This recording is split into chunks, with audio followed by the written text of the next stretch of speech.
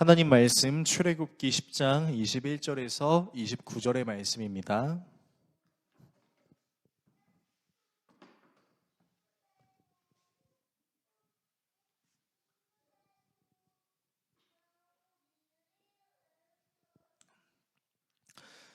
구약성경 97페이지 정도에 있는 출애굽기 10장 21절에서 29절의 말씀을 한 절씩 교독하시고 마지막 절은 같이 읽겠습니다.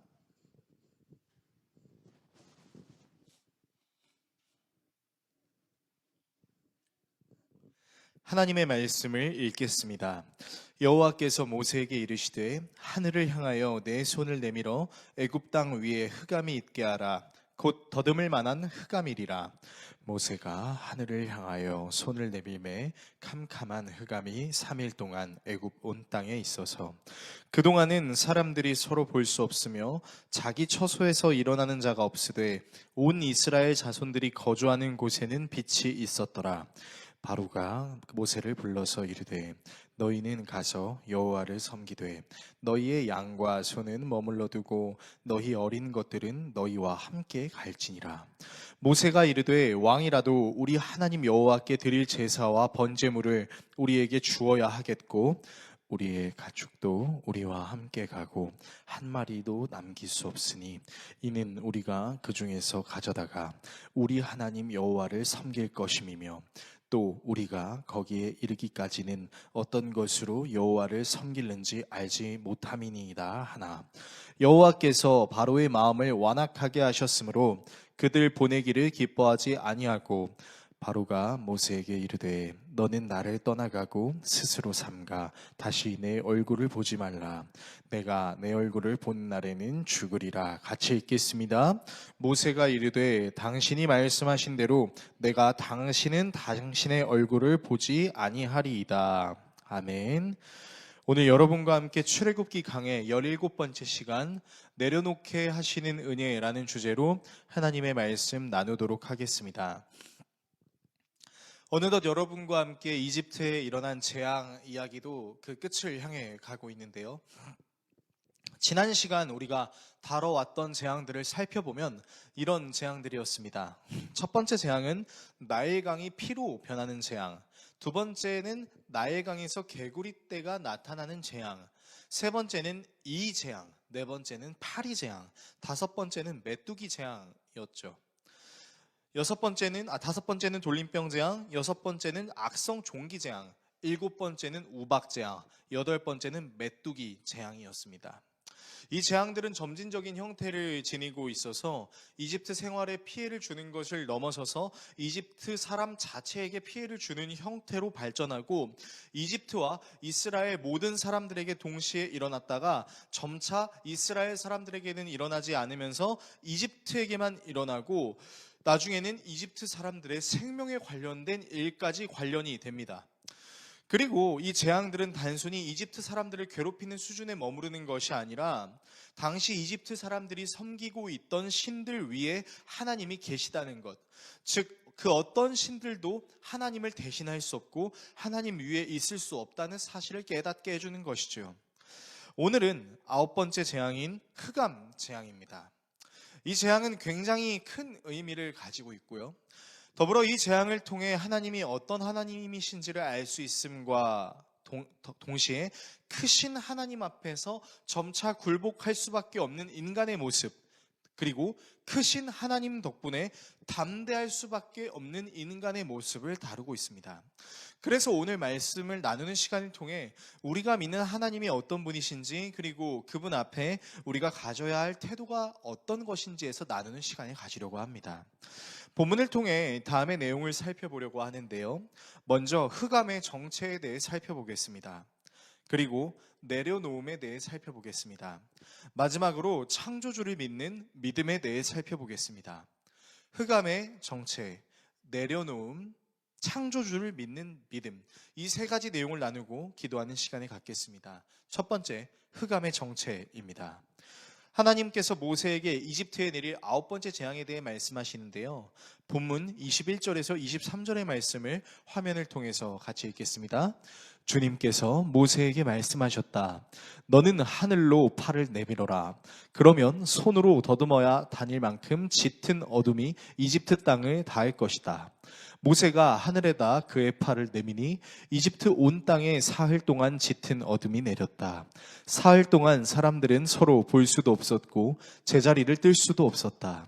그러나 이스라엘 자손이 사는 곳에는 어디에나 빛이 있었다. 자, 말씀을 자세히 보시면 이 흑암 재앙이 어떻게 역사했냐면 이집트 사람들이 눈으로 전혀 볼 수가 없어서 손으로 주변을 더듬어서 무엇이 있는지를 확인해야 움직일 수 있을 정도의 힘으로 적용이 됐다는 거죠. 그러니까 이 재앙은요, 단순히 어둠이 임한 것이 아니라 당시 이집트 사람들이 사용할 수 있었던 빛과 관련된 모든 에너지들도 사용할 수 없게 된 것이에요.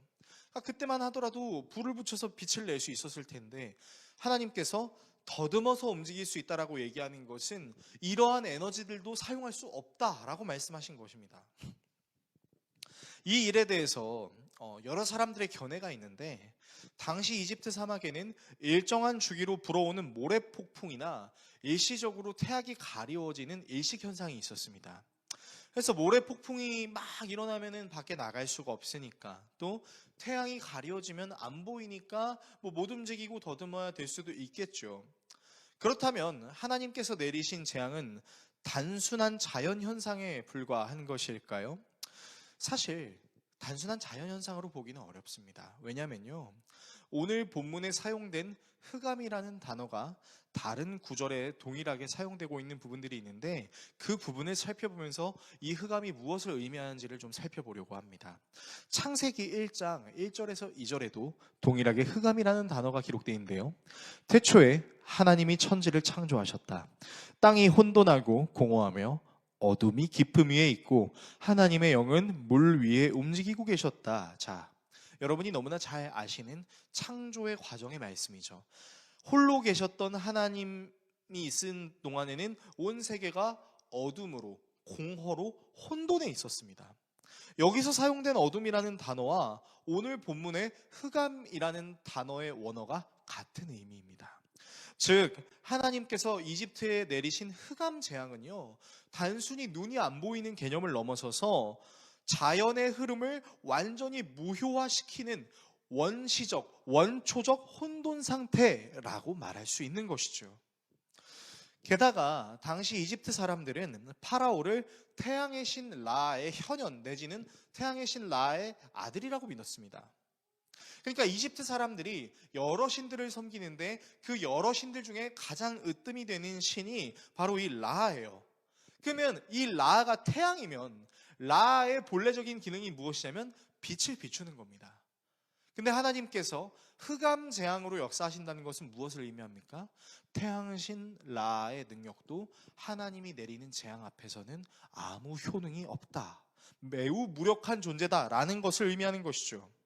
반면 하나님을 섬기는 이스라엘 사람들이 있는 고센 땅에는 빛이 있었던 것을 생각하면 이 흑암 재앙으로 사실 파라오는 매우 굴욕적인 상황을 맞이하고 있는 겁니다. 모든 신들이 하나님 앞에서 무릎 꿇었고 이제는 파라오 자신을 상징하는 태양신 라조차도 하나님의 권능 앞에 무릎을 꿇고 있다는 것이죠. 또한 이 흑암 재앙이 자연의 흐름을 무효화시키는 원시적 혼돈 상태라는 것을 감안하고 이전에 일어났던 이집트의 모든 재앙들을 한번 살펴보겠습니다. 자, 여러분, 사실 하나님께서 이집트에 내린 재앙을 순차적으로 살펴보면 그 재앙 안에 하나님께서 얼마나 계획적으로 이 재앙을 내리셨는지를 알 수 있는데요. 자, 첫 번째 재앙이 무엇이었냐면 나일강이 피로 변화되는 것이었습니다. 그리고 두 번째 재앙이 개구리 떼였어요. 여러분, 나일강이 피로 변화되면 나일강에 서식하는 동물들이, 생선들이 잘 살 수 있었을까요? 그렇지 않죠. 그러니까 나일강의 피로 변화됨에 따라 개구리 떼가 떼죽음을 맞이하게 되는 것이고, 개구리의 떼죽음으로 세상이 더러워지니까 무엇이 일어나게 되는 거죠? 이가 나타나는 겁니다. 그리고 그 일을 처리할 수 있게 하나님께서는 파리 재앙으로 임하시고, 그 파리로 인해 더럽혀진 세상 속에 악성 돌림병이, 그리고 그 악성 돌림병에 이어서 악성 종기가, 그리고 이후에 모든 자연을 뒤덮는 우박과 모든 것을 먹어치우는 메뚜기 떼를 일으킨 것을 생각해 보십시오. 여러분, 하나님께서는요, 이집트의 재앙을 내리실 때 굉장히 단계적으로 모든 것을 점차 무력화시키는 단계로 역사하셨던 것입니다. 그리고 끝내는 완전한 무력함, 무엇이죠? 혼돈, 어둠, 흑암재앙으로 완전한 무력화를 이루어내신 것이죠. 즉 창조의 하나님께서 모든 만물을 창조하실 수 있는 능력을 가지셨다는 것을 통해 우리는 하나님이 온 우주를 통치하는 질서 그 자체이시며, 그 질서이시기 때문에 모든 것을 단계적으로 회복시키시고 창조하실 수도 있지만, 반대로 모든 것을 차례로 무력화, 상세히 무력화시키실 수 있는 능력도 가지셨다는 것을 우리는 알 수 있다는 것입니다. 여러분, 이러한 사실을 신앙으로 적용시키면요, 우리는 하나님을 믿는 믿음으로 훼손된 우리의 영역이 회복될 수 있는 은혜도 느낄 수 있지만, 반면에 하나님을 믿지 않는 불신으로 하나님이 우리에게 허락하신 모든 영역이 파괴될 수 있다라는 것을 알아야 한다는 겁니다. 여러분, 그래서 흑암은 단순히 눈에 안 보이는 수준으로만 우리에게 적용되는 것이 아니라 모든 것을 무력화하는 것이고, 모든 것을 무력화하실 수 있는 하나님을 통해서 우리는 하나님이 온 우주의 질서라는 사실을, 그리고 그 하나님을 믿으면 믿을수록 우리는 회복이 되지만, 그 하나님을 믿지 않으면 믿지 않을수록 우리의 영역이 훼손될 수 있다는 것을 깨닫게 하신다는 것입니다. 두 번째, 내려놓음입니다. 결국 하나님 앞에 자신이 무력하다는 것을 인정할 수밖에 없는 파라오는요, 겨우겨우 이제 모세를 불렀겠죠. 아무래도 신하들에게 다 더듬으라고, 어떻게든 더듬어서 모세가 있는 곳을 알아내라고 해서 아주 어렵게 모세를 찾았을 것입니다. 그래서 모세의 요구를 들어주겠다고 얘기해요. 그런데 여기서 파라오가 여전히 내려놓지 못하는 부분, 그리고 모세가 완전히 내려놓은 부분이 무엇인지 드러나는데요. 본문 24절에서 26절의 말씀을 같이 읽겠습니다. 바로가 모세를 불러들여서 말하였다. 너희는 가서 주께 예배하여라. 그러나 너희의 양과 소는 남겨두고 너희의 아이들만 데리고 가야 한다. 모세가 대답하였다. 임금님도 우리의 주 하나님께 바칠 희생제물과 번제물을 우리에게 더 보태주셔야 합니다. 우리는 우리의 집짐승을 한 마리도 남겨두지 않고 다 몰고 가겠습니다. 우리는 그것들 가운데서 주 우리의 하나님께 바칠 제물을 택할 것입니다. 그러나 우리가 거기에 다다를 때까지는 우리가 어떤 것을 바쳐야 할지를 알 수 없습니다. 자, 말씀을 자세히 보시면요, 파라오가 여전히 내려놓지 못하는 부분이 무엇인지 나와요. 그게 무엇이죠? 바로 이스라엘 사람들이 가지고 있었던 재산과 사람이었어요. 양과 소, 그리고 사람들은 남겨두고 어린아이들만 데리고 가라 라고 이야기하고 있습니다.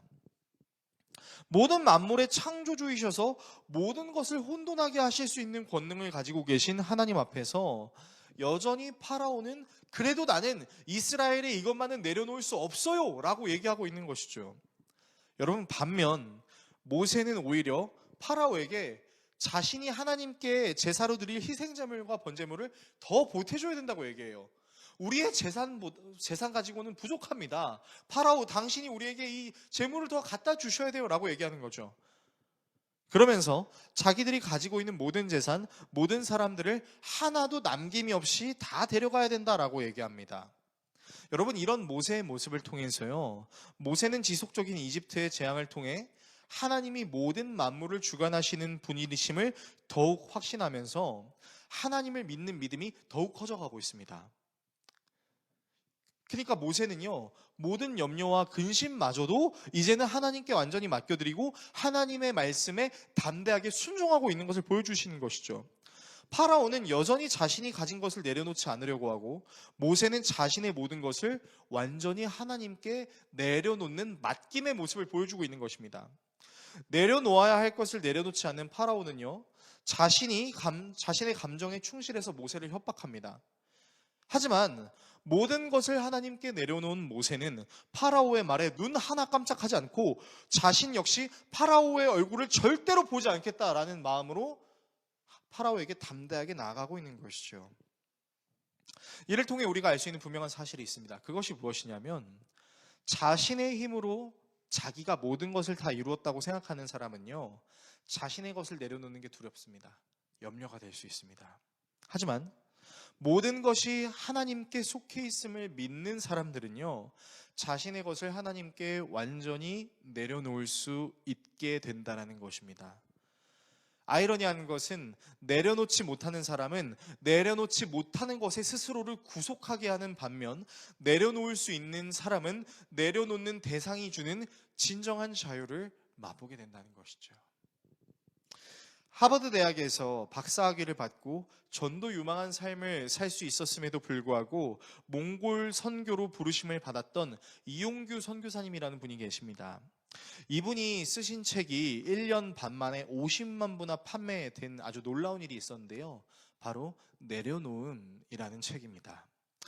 그분은 한 인터뷰사에서 내려놓음이 가능한 이유가 무엇이냐는 질문에 이렇게 대답하는데 들어보십시오.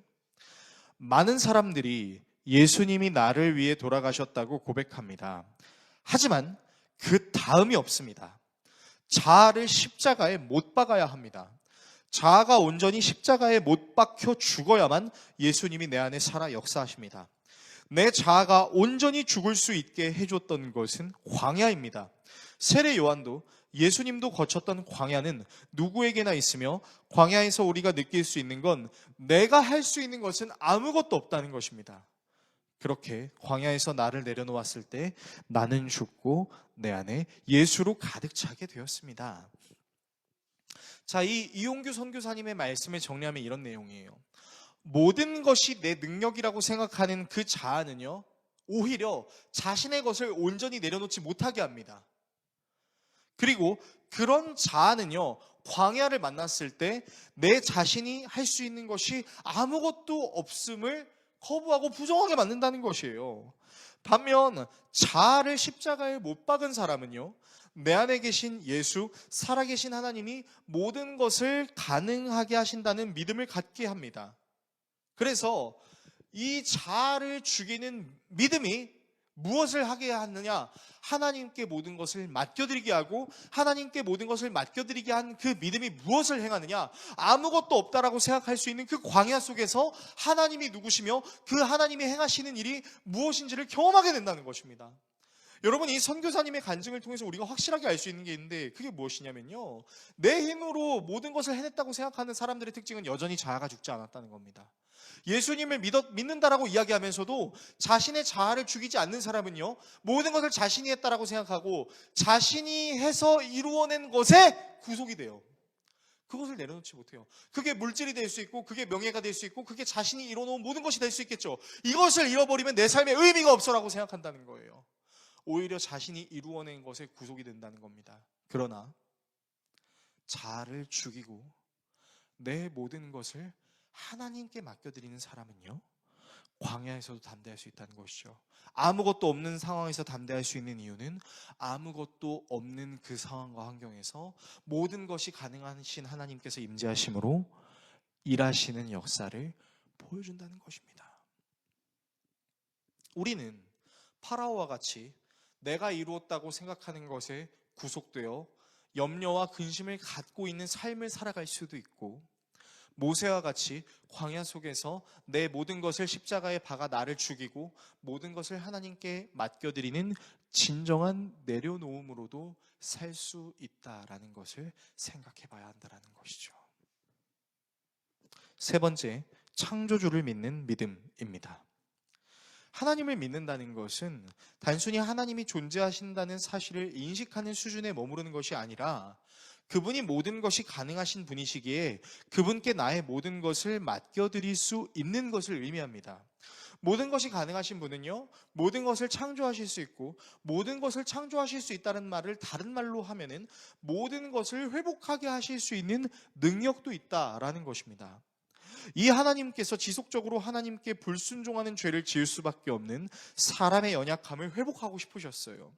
그래서 결국 이 문제를 해결하시기 위해 자신의 아들 예수 그리스도에게 이 모든 사람의 죄의 문제를 상달시키셨죠. 그리고 예수님은 그 죄값을 치르시기 위해 십자가에 달리시는데요. 십자가에 달리시면서도 지속적으로 사람들에게 조롱을 당하시는 그때, 십자가를 달리신 그 순간 이상한 현상이 일어납니다. 마가복음 15장 31절에서 33절은 이렇게 이야기하고 있는데요. 지나가는 사람들이 머리를 흔들면서 예수를 모욕하며 말하였다. 아하, 성전을 허물고 4일 만에 짓겠다던 사람아, 자기나 구원하여 십자가에서 내려오려무나. 대제사장들도 율법학자들과 함께 그렇게 조롱하면서 말하였다. 그가 남은 구원하였으나 자기는 구원하지 못하는구나. 이스라엘의 왕 그리스도는 지금 십자가에서 내려와 봐라. 그래서 우리로 하여금 보고 믿게 하여라. 예수와 함께 십자가에 달린 두 사람도 그를 욕하였다. 자, 그 다음이 중요합니다. 낮 12시가 되었을 때 어둠이 온 땅을 덮어서 오후 3시까지 계속되었다. 자, 예수님이 십자가에 달리셔서 사람들에게 조롱을 받고 있는 장면은요, 그야말로 예수님, 하나님과 동일한 권세를 갖고 계신 이 예수님의 권위가 밑바닥까지 추락하고 있는 모습을 보여주고 있습니다. 그런데요, 예수님의 권위가 밑바닥으로 완전히 추락하고 있는 그때 무엇이 임하죠? 어둠이 임합니다. 이 어둠은 마치 하나님을 향한 인간의 죄악의 크기가 헤아릴 수 없을 정도의 모습을 지니고 있는 것처럼 연상되는 것 같아요. 그리고 이 어둠의 혼돈이 무엇으로 없어지는지 여러분 아십니까? 이 어둠의 혼돈은요, 예수 그리스도의 절규와 죽음으로 인해 사라집니다. 그리고 예수 그리스도는 사흘 만에 부활하십니다. 마치 이집트에 흑암이 3일 있다가 거쳐난 것처럼 예수 그리스도의 십자가의 죽음에 어둠이 몰려왔지만 그 어둠은 예수 그리스도의 다시 살아나심으로 사라지게 되는 것이죠. 여러분, 이 예수 그리스도를 믿는 믿음을 가진 사람들은요, 단순히 예수님을 아는 지식에만 머무르지 않았습니다. 예수님이 내 삶의 주인이라는 믿음을 갖기 시작하고 예수님이 행하시는 역사가 단순히 자기들의 먹고 마시는 부분에만 적용되는 것이 아니라 자신의 모든 삶에 역사하시는 하나님의 은혜라는 사실을 깨닫게 됩니다. 그래서 예수님을 믿는 자들에게 예수님이 하나님의 아들이라는 사실이 하나님보다 하등한 존재라는 인식으로 적용된 것이 아니라 예수님이 하나님과 동일한 존재다라는 것으로 인식되면서요, 사람들은 예수님을 무엇으로 믿기 시작했는지 아십니까? 예수님이 하나님과 동일하시기 때문에 예수님 역시 이 세상 모든 만물을 창조하신 하나님과 같다라고 믿기 시작했습니다. 여러분, 그래서 예수님이 정말 사랑하셨던 제자인 사도 요한은 요한복음을 저술하면서 요한복음 서두에 이렇게 기록합니다. 뭐라고 기록하는지 아십니까? 요한복음 1장 1절에서 5절은 이렇게 얘기합니다. 태초에 말씀이 계셨다. 그 말씀은 하나님과 함께 계셨다. 그 말씀은 하나님이셨다. 그는 태초에 하나님과 함께 계셨다. 모든 것이 그로 말미암아 창조되었으니 그가 없이 창조된 것은 하나도 없다. 창조된 것은 그에게서 생명을 얻었으니 그 생명은 사람의 빛이었다. 그 빛이 어둠 속에서 비치니 어둠이 그 빛을 이기지 못하였다. 여러분, 말씀이 뭐라고 우리에게 얘기하고 있습니까? 예수님은 창조주 하나님과 동일한 존재이십니다. 그리고 그분은 모든 것들을 말씀으로 창조하셨어요. 그리고 말씀이신 주님이 비추시는 빛을 누가 이기지 못했죠? 어둠이 이기지 못했다고요. 여러분, 모든 혼돌과 무질서를 상징하는 그 어둠을 완전히 이겨내신 완전한 창조의 질서가 누구라고 얘기하고 있죠? 예수님이라고 이야기하고 있다는 것입니다. 여러분, 그래서 우리가 예수님을 믿는다는 믿음을 다른 말로 뭐라고 표현할 수 있냐면요, 창조주를 믿는 것과 같다라고 표현할 수 있고, 창조주를 믿는다는 것은 우리의 훼손된 모든 부분들이 예수 그리스도의 십자가와 부활을 믿는 믿음으로 말미암아 완전히 새롭게 되는 질서 안에 우리가 들어갔다는 것을 의미하는 것입니다. 하나님께서 원래 아름답게 만드셨던 하나님의 형상인 우리가 하나님께 불순종함으로 인해 하나님이 공유해 주신 그 형상이 완전히 깨져버렸지만, 예수 그리스도를 믿는 믿음, 그분께 모든 것을 내려놓는 믿음으로, 그분을 신뢰하는 믿음으로 나아갈 때 우리가 얻게 되는 은혜가 뭐예요? 훼손된 하나님의 형상이 회복되는 것뿐만 아니라 아무것도 없다라고 느껴질 수 있는 광야에서도 우리에게 유일한 소망이 되셔서 광야에서 살아내게 하시고 우리의 훼손된 부분을 회복하심으로 완전한 창조를 이루어 주시는 은혜로 함께 하신다는 겁니다.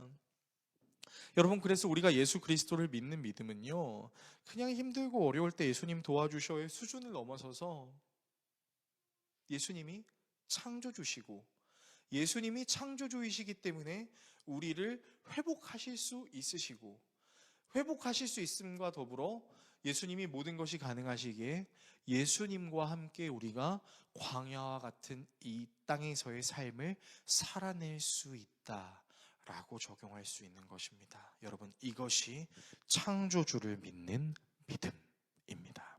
설교를 정리하겠습니다. 사랑하는 성도 여러분, 내려놓음은 단순히 내가 쥐고 있는 것을 내려놓는 것을 넘어서서 절대자에게 나의 모든 것을 맡겨드린다는 것을 의미합니다.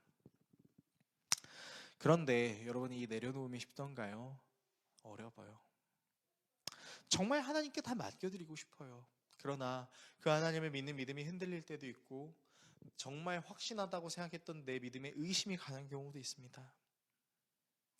그래서 이 내려놓음이 가능하게 하시기 위해 예수님은 내려놓지 못하는 우리의 죄의 문제마저도 자신의 죽음과 부활로 해결하셨어요. 이 예수 그리스도를 믿는 믿음이 우리에게 있을 때요, 우리가 서 있는 광야는 저주의 땅, 아무것도 없는 것이 아닌 하나님이 역사하시는 기대의 땅이라고 할 수 있는 것입니다. 여러분, 다시 말씀드리지만 예수님은 창조주이십니다. 창조주는 모든 것을 창조할 수 있고 모든 것을 회복시키실 수 있는 권세를 가진 존재이십니다. 파라오처럼 모든 것을 다 내가 해냈다라고 생각한다면 우리는 내려놓기 힘들 뿐더러 내가 만들어 놓은 그것에 구속될 것입니다. 하지만 모세처럼 모든 것을 하나님이 하셨다는 믿음을 가지고 하나님께 나아간다면 우리는 과감히 모든 것을 하나님께 맡겨드릴 수 있을 것입니다. 이 믿음을 가능하게 하시는 분이 바로 예수 그리스도이십니다. 왜요? 창조의 예수님이 훼손된 우리의 모든 부분을 당신의 십자가와 부활로 다시 회복시키셨기 때문입니다. 모든 것이 좋아지는 것처럼 보이는 세상의 이면에는 정의가 혼돈되는 악함이 가득합니다. 그리고 그 악함이 가득한 시대는 계속해서 우리에게 다가옵니다. 여러분, 그렇지 않습니까? 우리는 언제부턴가 우리가 원래 당연하다고 생각했던 그 정의마저도 혼돈이 되는 시대에 살아가고 있습니다. 그리고 하나님이 아닌 더욱 내가 이룬 것을 의지하고 싶어하는 연약한 사람의 모습으로 전락하고 있습니다. 여러분, 바로 이 시대 속에 우리가 의지할 분은 오직 예수님밖에 없습니다. 의지할 분이 오직 예수님밖에 없다라는 선포를 하며 나아갑시다. 우리를 진정한 우리로 회복시키시는 예수 그리스도, 그분께 나아가십시다. 그리고 그분께 모든 것을 맡깁시다. 무슨 일을 만나도 예수님을 의지합시다. 그렇게 창조주에게 모든 것을 내려놓을 수 있는 그 예수 그리스도에게 우리의 모든 것을 맡겨드릴 수 있는 은혜가 모두에게 충만히 임하시기를 예수 그리스도의 이름으로 축원합니다. 기도하겠습니다.